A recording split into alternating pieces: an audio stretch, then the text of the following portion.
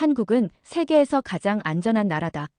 영국 BBC의 20대 엘리트 기자 샬럿 그레이스는 이 보도를 조롱하며 비웃었습니다. 하지만 그녀가 인천공항에 발을 디딘 순간 상상조차 못한 일이 벌어졌죠. 모든 것을 눈으로 직접 본 순간 샬럿은 무너졌습니다. 지금부터 그녀가 깨달은 진짜 대한민국의 충격적인 진실을 확인해 보세요. 이 놀라운 이야기 지금 시작합니다. 저는 샬럿 그레이스입니다. 26살의 BBC 국제부 기자로 일하고 있죠. 옥스퍼드 대학을 졸업하고 저널리즘 분야에서 나름 인정받는 엘리트라고 자부했습니다. 그런데 그날 제 자존심을 완전히 짓밟는 뉴스를 보게 되었어요. CNN에서 발표한 세계 안전도 순위에서 한국이 1위를 차지했다는 겁니다. 처음엔 눈을 의심했어요. 한국이라니요? 저에게 한국은 그저 일본을 따라하는 후진국 정도였거든요. 북한과 분단된 위험한 나라, 그리고 중국의 영향권에 있는 작은 동양 국가 말이죠. 제 사무실에서 동료들과 이 뉴스를 보며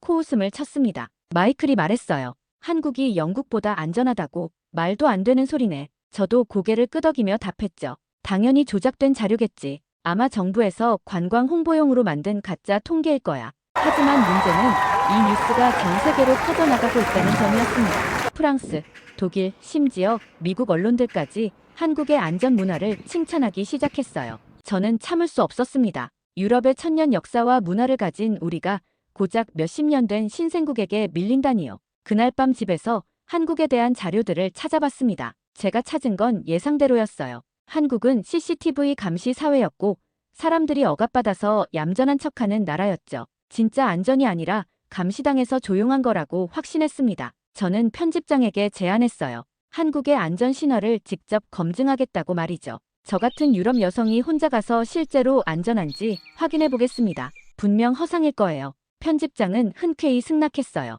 비행기표를 끊으면서도 저는 냉소적이었습니다. 한국 사람들이 외국인 앞에서만 착한 척하는 모습을 폭로해주겠다고 다짐했죠. 인천공항으로 가는 비행기 안에서 저는 중얼거렸어요. 이건 그냥 동양판 가짜 평화일 뿐이야. 좌석에 앉아 창밖을 바라보며 생각했습니다. 진짜 선진국은 영국, 프랑스, 독일 같은 유럽 국가들이죠. 한국 같은 나라가 우리보다 앞선다는 건 말이 안 됩니다. 저는 이번 취재를 통해 한국의 허상을 벗겨내고 서구 문명의 우월성을 다시 한번 증명하겠다고 마음먹었어요. 기내에서 한국어 회화책을 펼쳐들었지만 진지하게 공부할 생각은 없었습니다. 어차피 며칠만 있다 올 거고 제가 찾고자 하는 건 한국어 실력이 아니라 한국 사회의 문제점들이었거든요. 저는 확신에 차 있었어요. 이번 취재가 끝나면 세계는 진실을 알게 될 거라고 말이죠. 인천공항에 도착한 순간부터 제 예상과는 다른 풍경이 펼쳐졌습니다. 가장 먼저 눈에 띈 건 무장 경찰이 없다는 점이었어요. 런던 히드로 공항에서는 자동 소총을 든 경찰들을 쉽게 볼 수 있는데 여기서는 그런 모습이 전혀 보이지 않았죠. 대신 유니폼을 입은 보안 요원들의 눈빛이 달랐습니다. 경계심 가득한 서구의 보안 요원들과 달리 이들의 표정에서는 여유로움이 느껴졌어요. 마치 정말로 위험할 게 없다는 듯한 모습이었죠. 짐을 찾으러 가는 길에 제가 끌고 다니는 무거운 장비 가방이 계속 걸렸습니다. 그때 한 분이 다가오셨어요. 60대 정도 되어 보이는 한국인 남성이었는데 말없이 제 가방을 들어주셨습니다. 아, 감사합니다. 제가 영어로 말하자 그분은 서툰 영어로 대답하셨어요. 웰컴 투 코리어. 그리고는 가방을 택시 승강장까지 들고 가주신 후 아무것도 받지 않고 사라지셨습니다. 이름도 묻지 않으셨고 돈도 거절하셨어요. 이상했습니다. 런던에서는 이런 일이 거의 없거든요. 낯선 사람을 도와주려면 보통 뭔가 대가를 바라죠. 하지만 이분은 정말 순수한 호의였습니다. 저는 속으로 중얼거렸어요. 아마 외국인이라서 특별히 그런 거겠지. 택시를 탔을 때도 놀라웠습니다. 기사님이 제 서툰 한국어를 들으시더니 영어로 대화를 시도하셨어요. 발음은 어색했지만 정말 친절하게 서울의 명소들을 설명해 주셨습니다. 심지어 미터기보다 적은 돈을 받으시더군요. 관광객 할인이에요. 기사님이 웃으며 말씀하셨습니다. 저는 당황했어요. 택시 할인이라니. 이건 처음 경험하는 일이었거든요. 런던에서는 외국인이면 오히려 더 받으려고 하는데 말이죠. 서울 시내로 들어서면서 밤거리를 바라봤습니다. 밤 10시가 넘은 시간이었는데도 사람들이 자연스럽게 거리를 걸어다니고 있었어요. 특히 여성들이 혼자서도 거리낌 없이 다니는 모습이 인상적이었습니다. 호텔에 도착해서 체크인을 하는데 프런트 직원이 제 무거운 가방을 보더니 직접 방까지 들고 가주겠다고 하셨어요. 물론 호텔 서비스겠지만 그분의 표정에서 진정성이 느껴졌습니다. 마치 진짜 가족을 돌보는 듯한 마음이 담겨 있었어요. 방에 혼자 있으면서 창밖을 내다봤습니다. 밤이 깊어가는데도 조용하고 평화로운 분위기였어요. 경찰차 사이렌 소리도 들리지 않고 시끄러운 소음도 없었습니다. 저는 생각했어요. 정말 이상한 나라네. 도시인데 이렇게 조용할 수가 있나? 하지만 저는 여전히 의심스러웠습니다. 겉모습만 좋고 속은 다를 거라고 생각했거든요. 내일부터 본격적인 취재를 시작하면 분명 한국 사회의 어두운 면들이 드러날 거라고 확신했습니다. 다음 날 저는 본격적인 실험을 시작했습니다. 새벽 1시 서울 강남의 번화가로 나갔어요. 제가 계획한 건 야간 안전도 테스트였습니다. 런던에서라면 절대 혼자 다닐 수 없는 시간대죠. 길거리에 나서자마자 충격적인 광경을 목격했습니다. 이어폰을 끼고 혼자 걸어가는 젊은 여성이 보였어요. 그것도 한 명이 아니라 여러 명이었습니다. 저는 카메라를 들고 조심스럽게 따라가며 촬영했어요. 한 여대생이 지하철역에서 나와 골목길로 들어가는 모습을 봤습니다. 런던이었다면 상상도 할 수 없는 일이에요. 저는 멀리서 지켜봤는데 정말로 아무 일 없이 집까지 들어가는 모습을 확인했습니다. 더 놀라운 건 편의점과 카페들이었어요. 한밤중인데도 문이 활짝 열려 있었고 혼자 있는 직원들이 전혀 경계하지 않는 모습이었습니다. 저는 한 카페에 들어가서 실험을 해봤어요. 화장실에 가면서 제 지갑과 핸드폰, 노트북을 테이블에 그대로 두고 나갔습니다. 런던이었다면 미친 짓이죠. 10분 후 돌아와 보니 모든 게 그대로 있었어요. 심지어 옆 테이블 손님이 제 물건을 지켜보고 있다가 미소를 지어주셨습니다. 저는 속으로 생각했습니다. 이건 연극이야. 다들 연출자 같은데. 하지만 곳곳에서 같은 풍경이 반복되었어요. 심야 시간대에도 사람들이 자연스럽게 생활하고 있었습니다. 길에서 만난 한 한국 여성에게 말을 걸어봤습니다. 밤에 혼자 다니는 게 무섭지 않으세요? 그분이 웃으며 대답했어요. 여긴 원래 그래요. 무섭지 않아요. 너무나 당연하다는 듯이 말씀하시는 게 더 충격적이었습니다. 저는 계속 의심했어요. 분명 어딘가에 함정이 있을 거라고 생각했거든요. 그래서 더 외진 곳으로 가봤습니다. 골목길이나 공원 같은 곳 말이죠. 하지만 결과는 마찬가지였어요. 한 공원에서 벤치에 앉아 있는데 조깅하는 사람들이 지나갔습니다. 밤 2시가 넘은 시간인데도 여성들이 혼자 운동하고 있었어요. 저는 정말 믿기지 않았습니다. 런던에서는 상상도 할 수 없는 풍경이었거든요. 더욱 놀라운 건 지하철 막차 시간이었습니다. 밤 12시가 넘어서도 사람들이 자연스럽게 지하철을 이용하고 있었어요. 취한 사람들도 있었지만 소란을 피우거나 위험한 행동을 하는 사람은 없었습니다. 저는 서서히 혼란스러워지기 시작했어요. 제가 가진 한국에 대한 선입견과 현실이 너무 달랐거든요. 하지만 아직은 받아들이고 싶지 않았습니다. 분명 더 깊이 파보면 문제점들이 나올 거라고 생각했어요. 호텔로 돌아가는 길에 저는 중얼거렸습니다. 내일은 더 정확한 실험을 해봐야겠어. 하지만 마음 한구석에서는 이미 무언가 달라지고 있다는 걸 느끼고 있었어요. 다음 날부터 저는 체계적인 실험을 시작했습니다. 한국의 안전도를 정확히 측정해 보겠다고 마음먹었어요. 첫 번째 실험 장소로 홍대를 선택했습니다. 젊은이들이 많이 모이는 곳이니까 범죄율도 높을 거라고 예상했거든요. 공원 벤치에 제 지갑을 놓고 멀리 숨어서 지켜봤습니다. 지갑 안에는 현금 10만 원과 신용카드들이 들어있었어요. 런던이었다면 5분도 안 되어 사라졌을 겁니다. 하지만 1시간이 지나도 아무 일이 없었어요. 그때 한 고등학생이 지갑을 발견했습니다. 저는 긴장했어요. 드디어 한국의 실체가 드러나는 순간이라고 생각했거든요. 하지만 그 학생은 지갑을 주머니에 넣는 대신 벤치 옆에 서서 주인을 기다리기 시작했습니다. 저는 놀라서 다가갔어요. 제 지갑입니다. 그러자 그 학생이 환하게 웃으며 말했습니다. 혹시 돌아올까 봐요. 다행이에요. 전혀 당연하다는 듯이 말하는 모습에 저는 말문이 막혔어요. 두 번째 실험은 명동에서 했습니다. 관광객이 많은 곳이니까 소매치기도 있을 거라고 생각했어요. 카페에서 노트북을 테이블에 놓고 화장실에 갔다가 20분 후에 돌아왔습니다. 노트북은 그대로 있었고 심지어 직원분이 다른 손님들에게 저기 손님 물건이니까 건드리지 마세요라고 말하는 모습도 봤어요. 가장 충격적인 실험은 지하철에서였습니다. 제 가방을 지하철 좌석에 놓고 일부러 다음 역에서 내렸어요. 그리고 다시 돌아가서 확인해봤죠.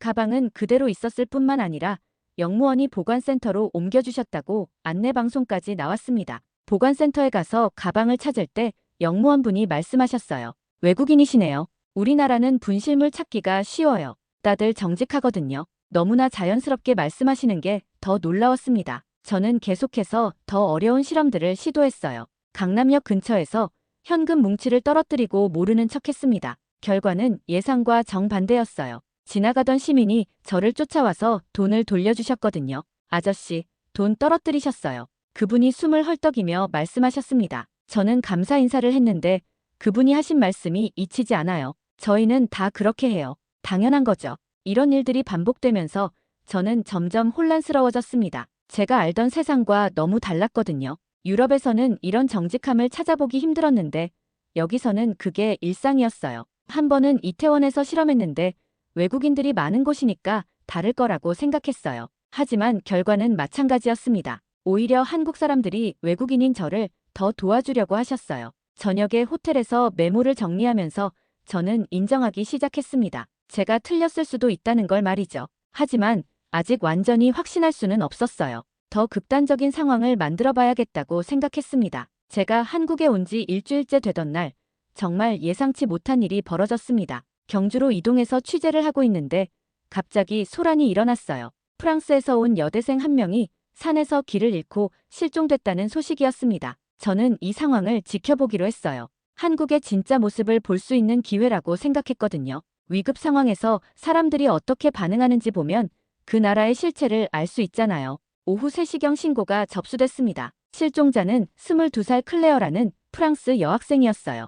혼자 등산을 갔다가 연락이 끊겼다고 했습니다. 저는 카메라를 들고 현장으로 향했어요. 산 아래 도착하니 이미 구조대가 출동해 있었습니다. 하지만 놀라운 건 구조대만 온 게 아니었어요. 지역 주민들, 등산 동호회원들, 심지어 근처 가게 사장님들까지 모여들고 있었습니다. 1시간 후에는 정말 놀라운 광경이 펼쳐졌어요. 드론이 하늘에 떴고 산악구조대가 여러 팀으로 나뉘어 수색을 시작했습니다. 자원봉사자들도 수십 명이 모였어요. 모두 낯선 외국인을 구하기 위해서였습니다. 저는 구조 작업을 실시간으로 취재했어요. 한국의 구조 시스템이 얼마나 체계적인지 직접 볼 수 있었습니다. 무전기로 계속 상황을 공유하고 드론으로 넓은 지역을 수색하고 구조견까지 동원됐어요. 가장 감동적이었던 건 자원봉사자들의 모습이었습니다. 누가 시킨 것도 아닌데 저마다 물과 음식을 가져와서 구조대원들에게 나눠줬어요. 한 할머니는 김밥을 직접 만들어 오셨더군요.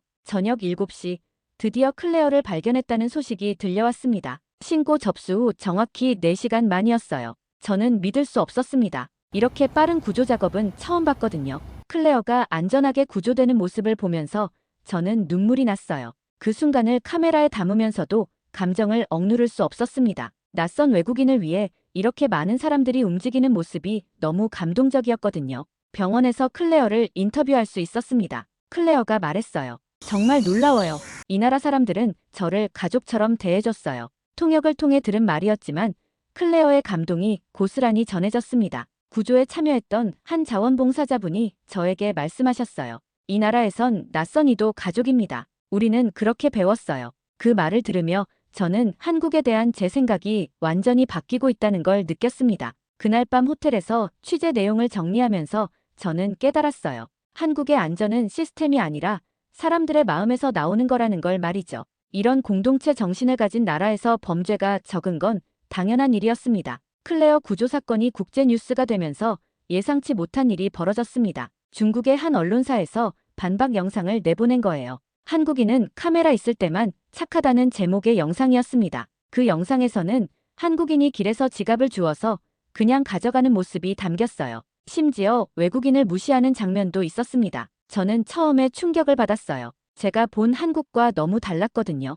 하지만 뭔가 이상했습니다. 영상의 화질이나 촬영 각도가 부자연스러웠어요. 저는 방송 전문가답게 세심하게 분석해봤습니다. 그리고 놀라운 사실을 발견했어요. 중국 기자가 촬영했다는 장소를 직접 찾아갔습니다. 서울 중구의 한 공원이었어요. 똑같은 벤치에서 똑같은 실험을 해봤습니다. 지갑을 놓고 숨어서 지켜보는 거였죠. 결과는 정반대였어요. 지갑을 발견한 할머니 한 분이 주변을 둘러보시더니 벤치 옆에 서서 기다리기 시작하셨습니다. 1시간 넘게 그 자리에 서 계시는 모습을 봤어요. 저는 다가가서 상황을 설명했습니다. 할머니가 웃으며 말씀하셨어요. 젊은이, 이런 나라는 처음이지. 우리는 원래 이래. 그 순간 저는 확신했어요. 중국 영상이 조작됐다는 걸 말이죠. 더 정확한 검증을 위해 같은 시간, 같은 장소에서 여러 번 실험을 반복했습니다. 매번 결과는 마찬가지였어요. 지갑을 주워가는 사람은 없었고 오히려 주인을 기다리거나 경찰서에 신고하는 사람들만 있었습니다. 저는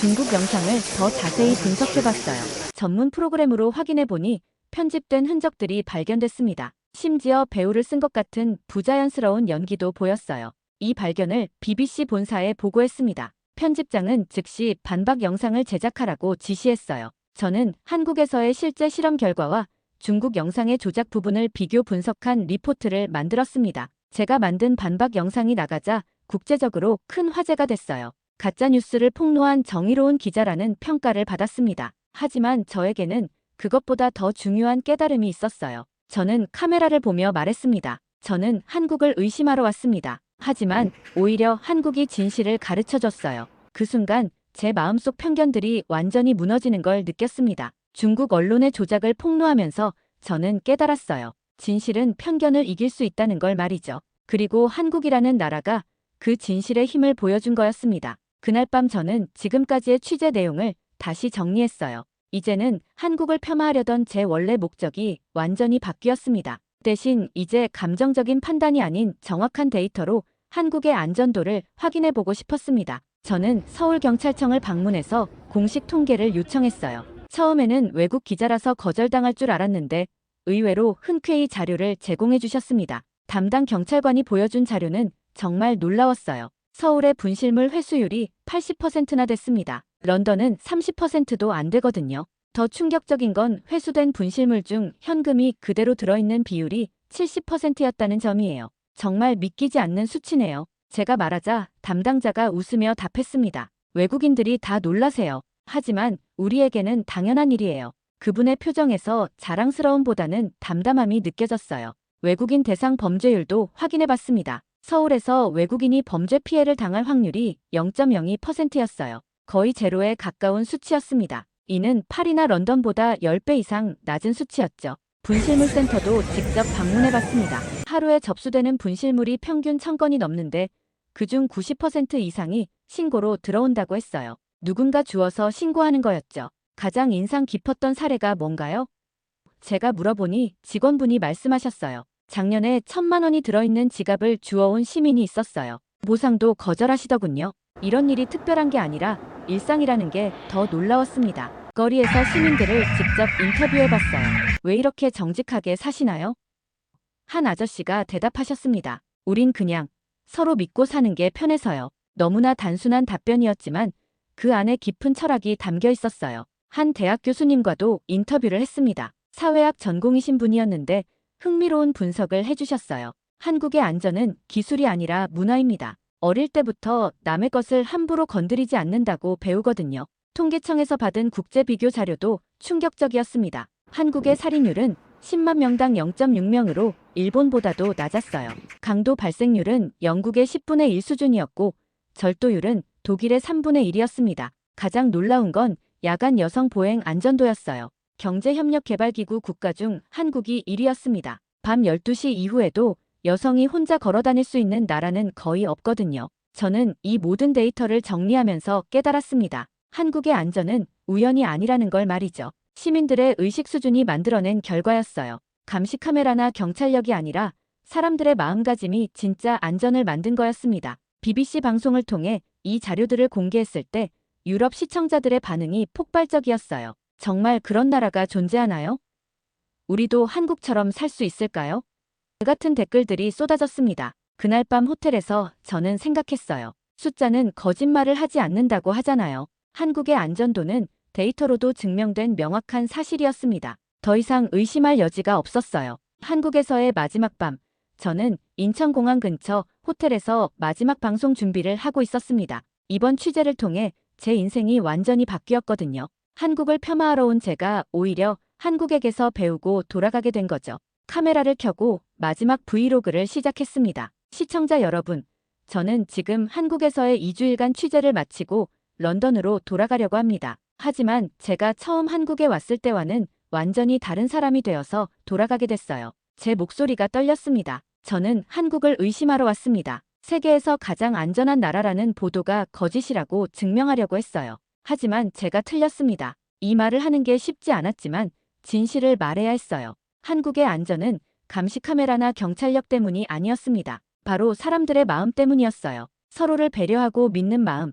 그것이 진짜 안전을 만드는 거였습니다. 제가 직접 경험한 수많은 순간들이 떠올랐어요. BBC 본사로 돌아가서 저는 특별 다큐멘터리를 제작했습니다. 제목은 한국이 가르쳐준 진짜 안전이었어요. 제가 촬영한 모든 실험 영상과 인터뷰, 그리고 공식 통계까지 담은 1시간짜리 다큐였습니다. 다큐멘터리가 방영되자 유럽 전체가 들썩였어요. 시청률도 역대 최고를 기록했고 각국 언론들이 앞다투어 한국의 안전 문화를 보도하기 시작했습니다. 프랑스, 독일, 이탈리아 방송사들에서 저에게 인터뷰 요청이 쇄도했어요. 가장 기억에 남는 건 한 시청자가 보낸 편지였습니다. 샬럿 기자님 덕분에 편견이라는 게 얼마나 무서운 건지 깨달았어요. 저도 제 편견들을 돌아보게 됐습니다. 이런 반응들을 보며 저는 보람을 느꼈어요. 한국에서도 제 다큐멘터리가 화제가 됐다고 했습니다. 한 한국 시청자가 제게 편지를 보냈어요. 당신 덕분에 우리가 우리를 다시 알게 됐어요.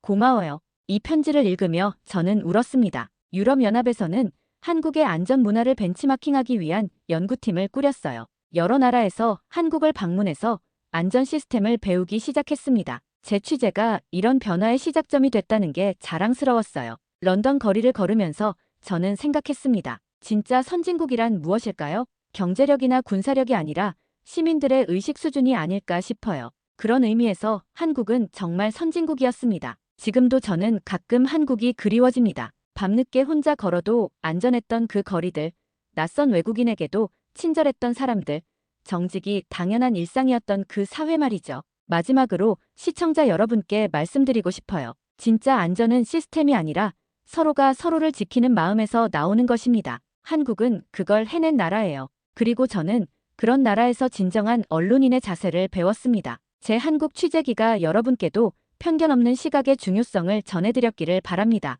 때로는 우리가 틀릴 수도 있다는 겸손함, 그리고 진실 앞에서는 인정할 줄 아는 용기가 필요하다는 걸 한국에서 배웠거든요. 한국은 기술이 만든 나라가 아닙니다. 낯선 이도 가족처럼 대하는 마음. 그게 바로 이 나라의 진짜 힘이었습니다. CCTV가 아닌 시민의식, 경찰보다 빠른 이웃의 손길, 이 모든 것이 한국을 세계에서 가장 안전한 나라로 만들었습니다. 런던에서 편견을 품고 떠난 한 기자는 결국 진실 앞에 고개를 숙이고 돌아갔죠. 한국은 그 기자를 바꿨고 이제 전 세계가 한국을 배우기 시작했습니다. 오늘의 이야기 어떠셨나요? 감동하셨다면 좋아요와 구독, 그리고 여러분의 생각을 댓글로 남겨주세요. 우리는 다음 이야기에서 또 다른 진짜 한국을 만나러 갑니다. 지금까지 시청해주셔서 감사합니다.